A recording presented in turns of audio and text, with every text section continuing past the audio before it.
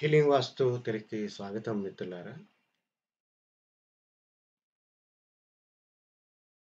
ధర్మబద్ధమైనటువంటి ఇల్లు కట్టుకోవాలనుకునేటప్పుడు దిక్కులకు సరిపెట్టి ఉండాలి. దిక్కులకు సరిపెట్టి లేకుండా మనం వాస్తు అని ఆలోచించడం అనేది పొరపాటు. కానీ ఇవాళున్న పరిస్థితుల్లో ఒక ఇల్లు దిక్కులకు సరిపెట్టి కట్టాలి అన్నప్పుడు, ఆ ఇంటి ముందు ఉన్నటువంటి రోడ్డు కూడా దిక్కులకు సరిపెట్టి ఉన్నప్పుడు మాత్రమే సాధ్యమవుతుంది. ఈ యొక్క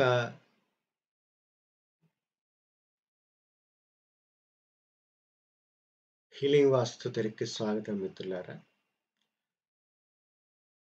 వాస్తు విద్య ఏం చెప్తుందంటే, మనం ఇల్లు కట్టుకోవడానికి కూడా ఇల్లు భూమి పైన ఒక స్థిరమైన పద్ధతులతో మనము దాన్ని కూర్చోపెట్టాలి. కూర్చోపెట్టడం ద్వారా ప్రకృతి యొక్క తత్వాన్ని, భూతత్వాన్ని ఇల్లు తీసుకుంటుందనమాట. కానీ దీనికి ఇప్పుడు మేజర్ ఆటంకం ఏం కనపడుతుందంటే, దిక్కులకి వీధులున్నప్పుడు మాత్రమే మన ఇల్లు గూడా దిక్కులకి కట్టుకోగలుగుతాం. ఎందుకంటే మనం వీధులను ఫాలో అవుతాం కాబట్టి.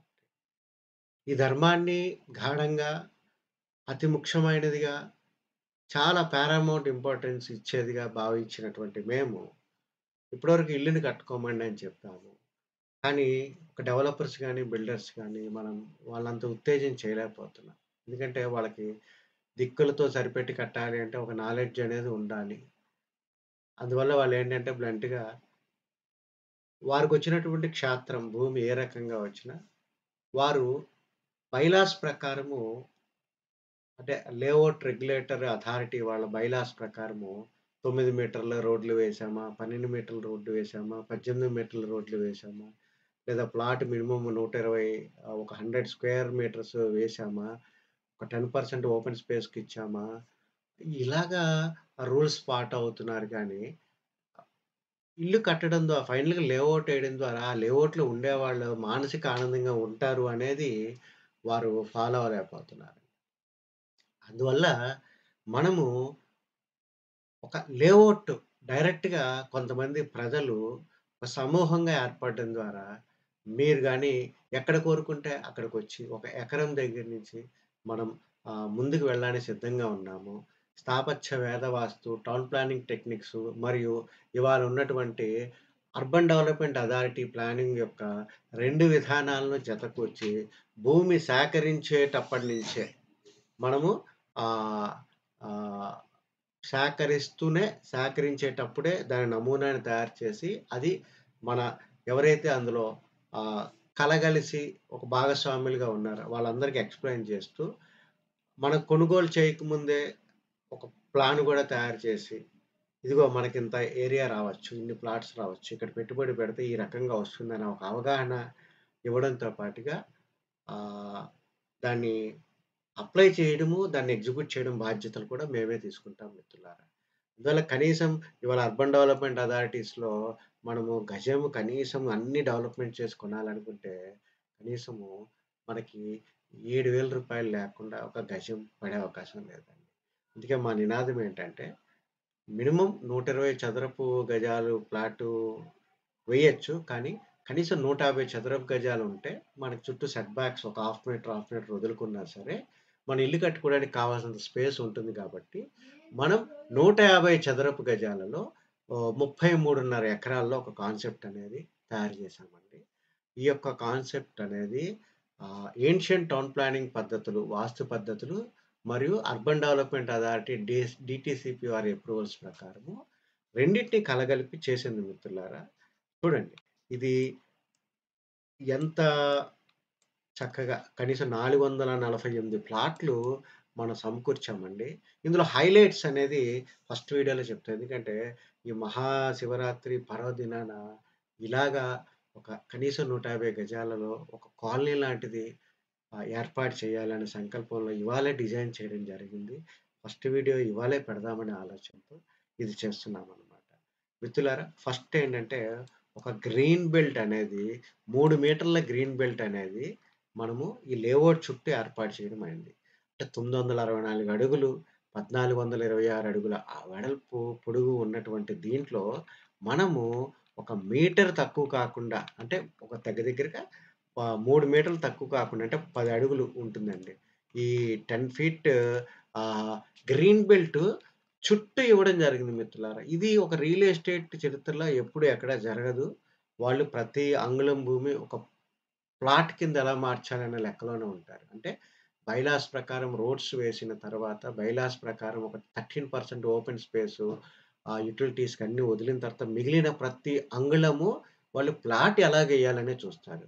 కానీ ఇక్కడ మనం ఒక చుట్టూ 3 మీటర్ల పెరిమీటర్‌లో మొత్తం ఒక గ్రీన్ స్పేస్ అనేది వదిలిపెట్టాం మిత్రులారా. ఇది. 2 మీరు అబ్జర్వ్ చేయండి. లేఅవుట్ చుట్టూ ఆ గ్రీన్ స్పేస్ తర్వాత ఒక రోడ్డు. ఎవరైనా ఎవరితో సంబంధం లేకుండా ప్రతి ఒక్కరు కలయి తిరిగే విధంగా చూడండి. ఒక 30 అడుగుల రోడ్డనేది లేఅవుట్ చివరగా మనం ఇవ్వడం జరిగింది మిత్రులారా. ఇలాగ మీరెక్కడా చూసుండరనమాట. ఇది యాక్చువల్‌గా ఏన్షియంట్ టౌన్ ప్లానింగ్ టెక్నిక్స్‌లో మెయిన్ ఇంపార్టెంట్ థింగ్ అనమాట. కానీ ఇవాళ అక్కడంతా ప్లాట్‌లేస్తారు. ఈ రకంగా ప్లాట్లు వేయడం వల్ల కనీసము ఎ కనీసం ఒక 50, 60 ప్లాట్లు పెరుగుతుందండి. కానీ మేము మా యొక్క డిజైన్‌లో దాన్ని ఒక రోడ్డు కింద చూపెట్టాం.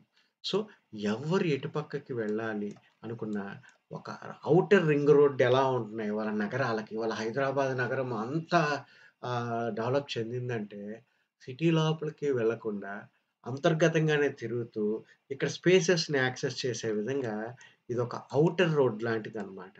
ఇటువంటిది గూడా చాలా కొరబడిందనమాట. ఇవాళ ఏ లేఅవుట్లు చూసినా ఈ కాన్సెప్ట్ లేదు. అంటే ఒక గ్రీన్ బెల్ట్ ఒక 30 అడుగుల రోడ్డుతో అరౌండ్ మొత్తం అంతా మనం తిప్పామండి. తిప్పిన తర్వాత the speciality of this layout ఏంటంటే రెసిడెన్షియల్ స్పేసెస్, కమర్షియల్ స్పేసెస్.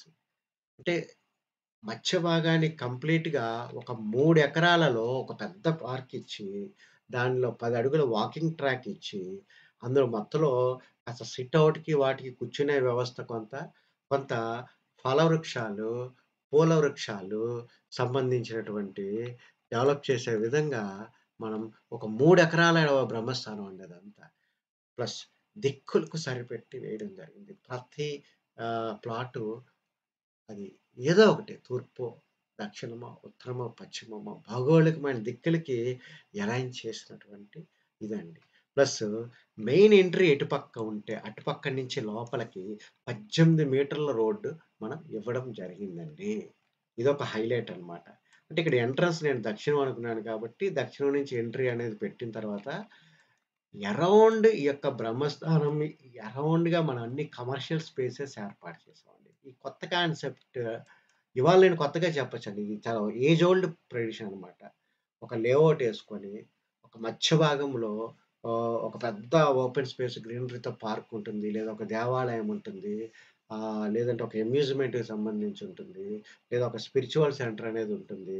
ఉండి దాని చుట్టూ ఒక కమర్షియల్ స్పేసెసు, దాని చుట్టూ ఒక 60 అడుగుల రోడ్డు, దాని చుట్టూ రెసిడెన్షియల్ ప్లాట్స్. అంటే ప్రతి ఒక్కళ్ళకి ఆ యొక్క బ్రహ్మస్థానం ఈక్వి డిస్టెన్స్‌లో ఉండడం అన్నమాట. సో, ఇక్కడ గవర్నమెంట్ వారు కొత్తగా అమెండ్‌మెంట్ ఇచ్చిందేంటంటే, కనీసం 9 మీటర్ల రోడ్డు గూడా కొన్ని సందర్భాల్లో వాడుకోవచ్చని చెప్పారు. అందువల్ల 9 మీటర్లు ఎక్కడ వేయొచ్చు అనేది అంటే దగ్గర దగ్గర 30 అడుగుల రోడ్డు. 9 అది వేస్తూ 12 మీటర్స్ రోడ్ అంటే 40 ఫీట్ రోడ్డు వేస్తూ, 18 మీటర్స్ రోడ్ 60 ఫీట్ రోడ్డు వేసి 30x45 కొలతలతో చేసినటువంటి అద్భుతమైనటువంటిదండి. ఇక్కడ అన్నీ ఈక్వల్ ప్లాట్స్ అండి. 30x45.